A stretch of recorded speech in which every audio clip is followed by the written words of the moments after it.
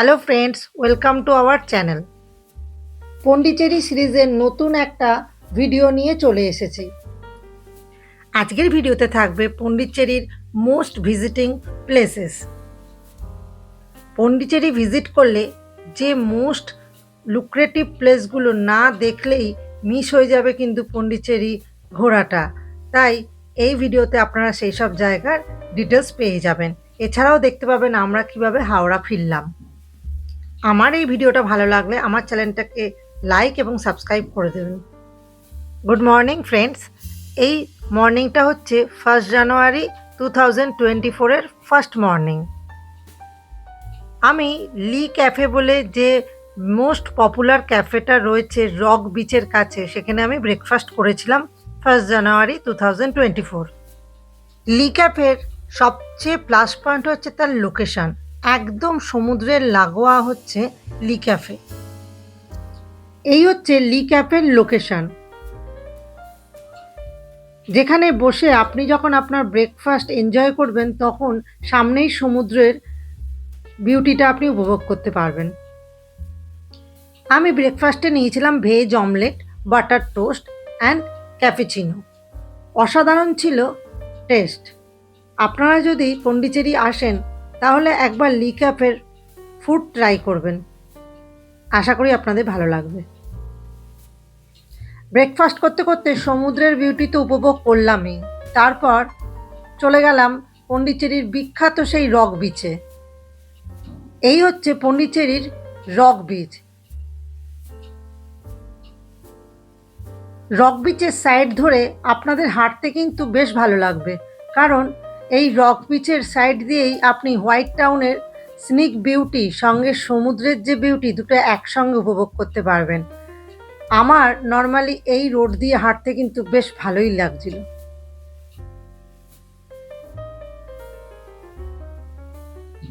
এই হচ্ছে rock beach area.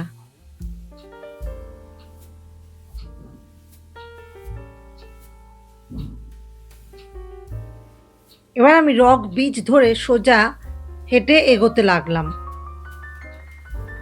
সামনেই আপনারা গান্ধী মূর্তির একটা স্ট্যাচু দেখতে পাবেন।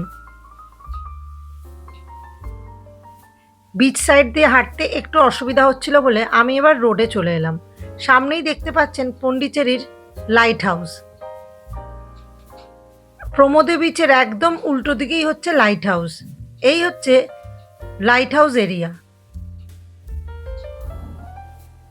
হোয়াইট টাউনের প্রতিটা রাস্তাই কিন্তু বেশ সুন্দর, আর সবচেয়ে বিশেষ করে হচ্ছে এই রক বিচ বা প্রমোদ বিচের সাইড ধরে হাঁটতে আপনার খুব ভালো লাগবে। আপনার সত্যিই মনে হবে আপনি হয়তো ফ্রান্সের কোনো অলিতে গলিতে হেঁটে চলেছেন। ফরাসি উপনিবেশের যে টাচ সেটা আপনাকে মুগ্ধ করবেই করবে। এই প্রমোদে বিচ বা রক বিচের সাইডে আপনারা অনেক ভালো ভালো হোটেল পেয়ে যাবেন, যেগুলো দিয়ে আপনারা হোটেল থেকেই সমুদ্রের বিউটিটা উপভোগ করতে পারবেন।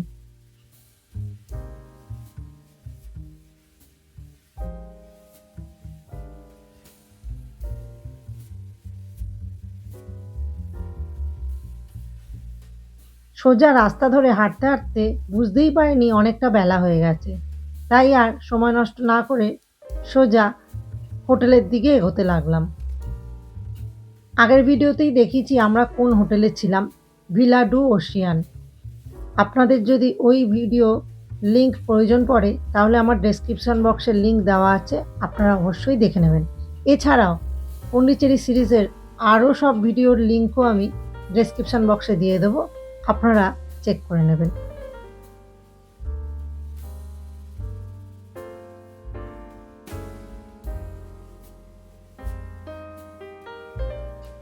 এই হচ্ছে Pondicherry museum.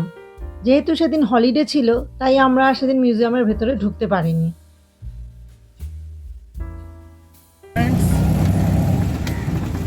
Second day of new year, আমরা যাচ্ছি টুকটুক ভিজিটিং। মানে আজকে আমাদের হবে টুকটুক টুক।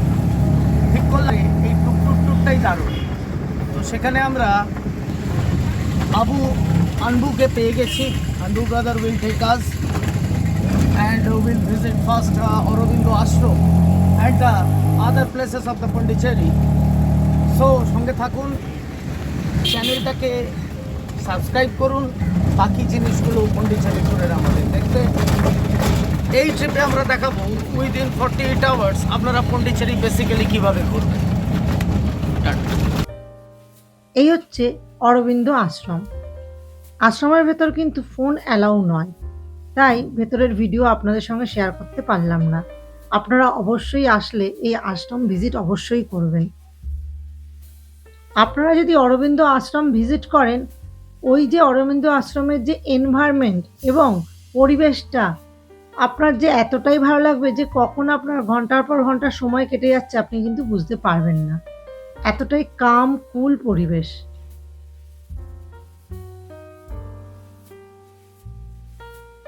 অরবিন্দ আশ্রমের ভেতর ছিলাম, বুঝতেই পারিনি কখন সময়টা কেটে গেল। নেক্সট আমরা গেলাম গণপতি টেম্পল দেখতে। এই হচ্ছে পন্ডিচেরির বিখ্যাত মানাকুলা বিনায়গার টেম্পল।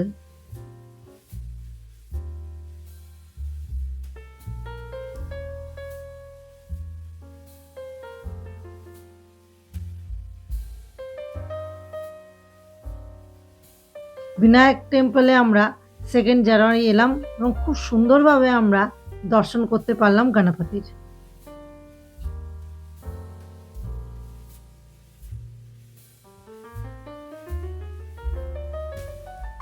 নেক্সট আমরা অরোভিলে যাওয়ার জন্য টুকটুকে করে এগোতে লাগলাম। এই হচ্ছে অরোভিল যাওয়ার রাস্তা।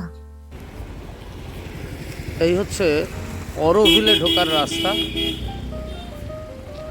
প্রচুর ফরেনার্সরা আসেন এই সময়, দেখতেই পাচ্ছেন। খুব সুন্দর পরিবেশ এবং ওয়েদার দারুণ, খুব মনোরম ওয়েদার। এইখানে ভেহিকেল পার্কিং করতে হয়, 2 হুইলার 20 রুপিস করে নেয়, বাকি 4 হুইলার 30 রুপিস। বাস ভ্যান, এই হচ্ছে পার্কিং এরিয়া অরোভিলের। Auroville means Aurobindo village. এই টোটাল এরিয়াটা কয়েক একর জায়গা নিয়ে তৈরি হয়ে রয়েছে। ধরে রাখুন প্রায় পন্ডিচেরি যে হোয়াইট টাউন এরিয়া যতটা, অরোভিল ততটাই নিয়ে তৈরি। তো ঢুকছি আমরাও এইটা দিয়ে, যে অরোভিলের মেন প্রধান আকর্ষণ গ্লোব সেন্টার, সেটাই যাব আমরা। সো স্টাফস রয়েছে, যখন আসবেন থাকবেন, যতটাই পারবেন দেখে নেবেন, ভালো লাগবে খুব, পরিবেশটা খুব সুন্দর। তবে অবশ্যই শীতকালে আসাটা বেটার। অরোভিলে ঢোকার জন্য পার্কিং ছাড়া আপনার এক্সট্রা কোনো টিকিট ফেয়ার লাগে না।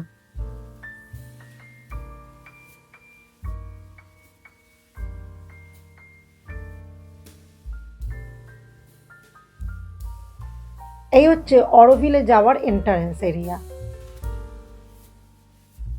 প্রথমে আপনারা দেখতে পাবেন একটা ছোট্ট মিউজিয়াম টাইপ আছে, যেখানে আপনারা সমস্ত ডিটেলস পেয়ে যাবেন অরোভিল সম্পর্কে। এখান থেকে গেট পাস নিয়ে আপনাকে ভেতরে ঢুকতে হবে। গেট পাস নিয়ে আপনাদেরকে এই অ্যারো দেখে যেতে হবে অনেকটা রাস্তা। এখানে আপনাদেরকে অরোভিল অবধি পৌঁছানোর জন্য ভেহিকেলেরও ব্যবস্থা রয়েছে, ছোট ছোট বাস এবং ভ্যান। আপনারা চাইলে সেটাও নিতে পারেন এবং ওটা কিন্তু ফ্রি অফ কস্ট।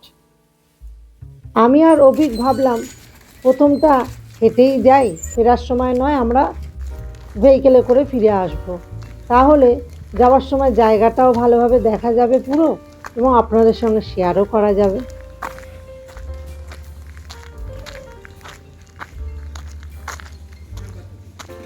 ওয়েদারটা যেহেতু বেশ ভালো ছিল, তাই হাঁটতে খুব একটা কষ্ট হচ্ছিল না। তবে যাদের একটু পায়ের সমস্যা আছে বা হাঁটতে একটু প্রবলেম হয়, তারা কিন্তু ভেহিকেলটা অবশ্যই নিয়ে নেবেন, কারণ অনেকটাই রাস্তা।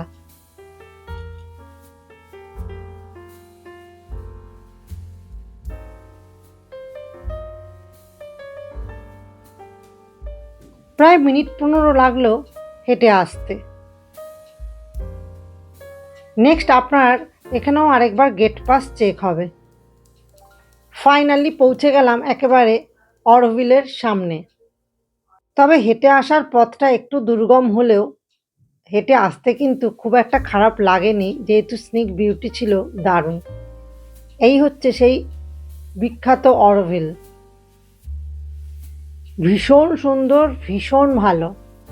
অবশ্যই আপনারা যদি পন্ডিচেরি আসেন এটা ভিজিট করবেন। তবে যেহেতু কনস্ট্রাকশনের কাজ চলছে তাই ভেতরে ঢুকতে পারলাম না। তবে কেউ যদি ভেতরে মেডিটেশন নিতে চান তাহলে আগে থেকে অ্যাপ্লিকেশন করে রাখতে হবে।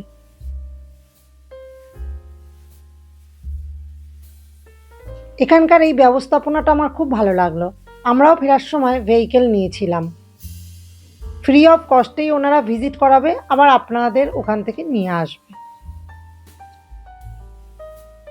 উইদাউট মেডিটেশন যদি কেউ শুধু অরোভিল ভিজিট করেন তাহলে আপনার সময় লাগবে ম্যাক্সিমাম 45 থেকে 1 আওয়ার টোটাল কমপ্লিট করতে। অরোভিল কমপ্লিট করে আমরা এগোতে লাগলাম বোটানিক্যাল গার্ডেন দেখতে।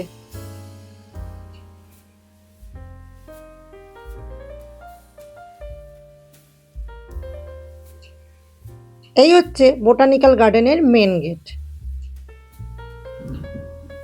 অভিক টিকিট কাটছে। টিকিট কস্ট হচ্ছে 20 রুপিস।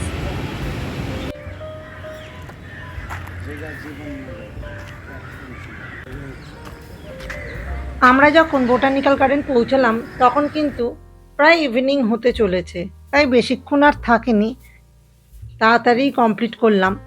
আপনারা এখানে এসে বেশ কিছুক্ষণ সময় কাটাতে পারবেন। এখানে গ্রিন হাউস আছে, যার ভেতরে আপনারা ঢুকলে নানা রকম প্রজাতির গাছ দেখতে পারবেন। এই হচ্ছে ফাউন্টেন এরিয়া। নেক্সট গেলাম অ্যাকোরিয়াম হাউসে। অ্যাকোরিয়াম হাউসে ঢুকতে হলে আবার আপনাদের একটা টিকিট কাটতে হবে, যার প্রাইস হচ্ছে পার পারসন 10 টাকা করে, মানে 10 রুপিস।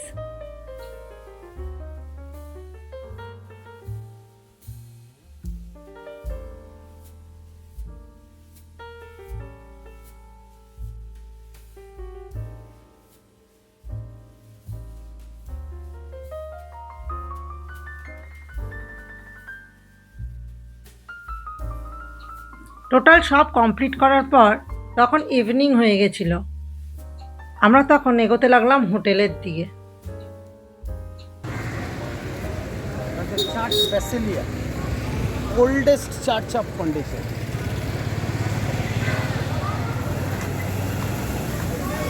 এটা ঠিক পন্ডিচেরি রেলওয়ে স্টেশনের উল্টো দিকে।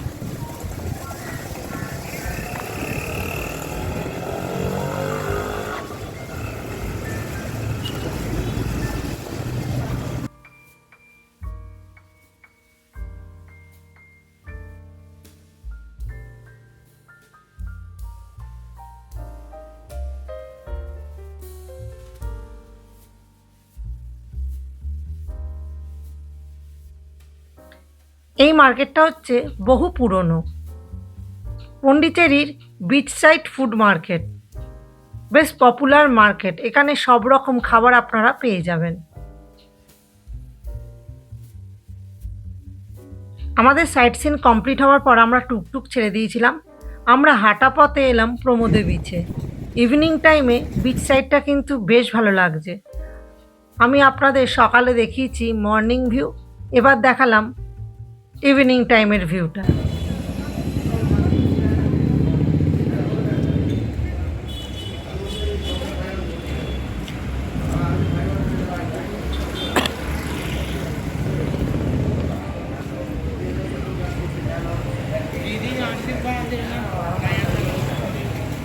এইখানে এখন আমরা যে হোটেলে রয়েছি, হোটেল ভিলা ডু ওশান, সেখান থেকে ঠিক তার ব্যালকনি থেকে আমি এই ভিডিওটা করছি। এটা হচ্ছে পন্ডিচেরির সবথেকে ওল্ডেস্ট চার্চ এবং বিগেস্ট চার্চ। তার ঠিক উল্টো দিকেই আমাদের হোটেল। এটাকে বলে ফ্রেঞ্চ কলোনি, ফ্রেঞ্চ টাউন। এখানে যে রাস্তাঘাট সবই এবং বাড়ি ঘর সবেতেই দেখুন সেই পুরনো ফরাসিদের ছোঁয়া রয়েছে, কারণ এই বাড়িগুলো একসময় ফরাসিরাই থাকতেন।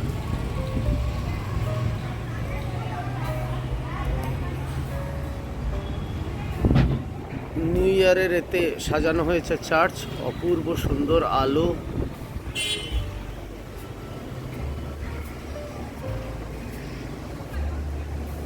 আমাদের হোটেলের ব্যালকনি থেকে অভিক যে চার্চের ভিউটা আপনাদের দেখাচ্ছিল, এই ভেতরের অংশটা হচ্ছে সেই চার্চেরই।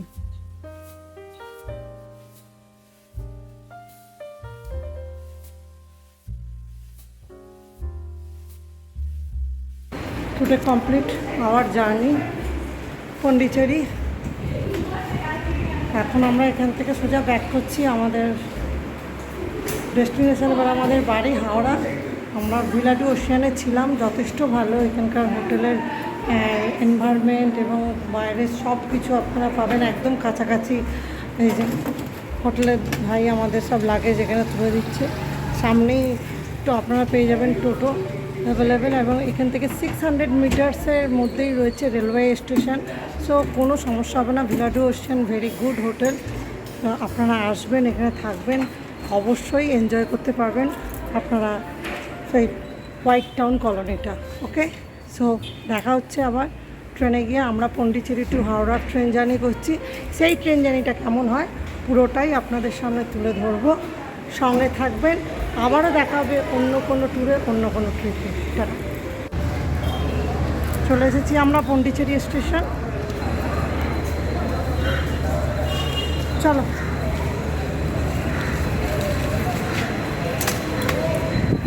পন্ডিচেরি কমপ্লিট।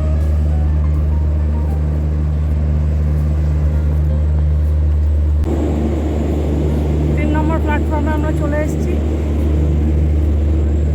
5 নম্বর অভিক দেখছে, এটা 1, এটা 2, এটা 3।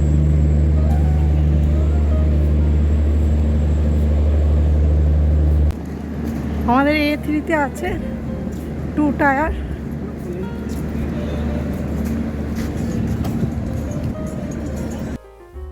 One 2868 Pondicherry to Howrah express ছিল আমাদের ট্রেন। ট্রেন সার্ভিস বেশ ভালো, ডট টাইমেই ছেড়েছিল, এবং সবচেয়ে বড় কথা ট্রেন বেশ পরিষ্কার পরিচ্ছন্ন ছিল। আমরা ট্রেনেই অর্ডার করেছিলাম রাতের ডিনার। আমরা এক থালি নিয়েছিলাম দুজনেই। নেক্সট মর্নিং আমি চিকেন থালি নিয়েছিলাম আর অভিক নিয়েছিল এক থালি। ফুড কোয়ালিটি কিন্তু ট্রেনের খুব একটা খারাপ ছিল না, আমাদের তো বেশ ভালোই লেগেছে।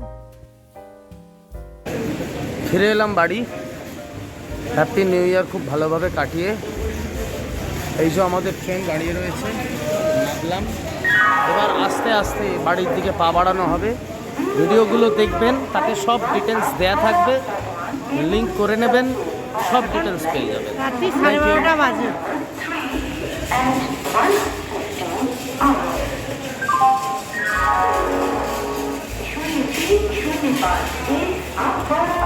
এইভাবেই কমপ্লিট হলো আমাদের নিউ ইয়ারের পন্ডিচেরি ট্রিপ। আমাদের এই ট্যুরের সমস্ত ভিডিওর লিঙ্ক আমি ডেসক্রিপশন বক্সে দিয়ে দেব। হাওড়া থেকে কিভাবে আমরা চেন্নাই গেলাম, চেন্নাই থেকে কিভাবে আমরা পন্ডিচেরি গেলাম, তার সমস্ত ডিটেলস আপনারা পেয়ে যাবেন। থ্যাংক ইউ আমার পুরো ভিডিওটা দেখার জন্য। কেমন লাগলো অবশ্যই কমেন্ট করে জানাবেন।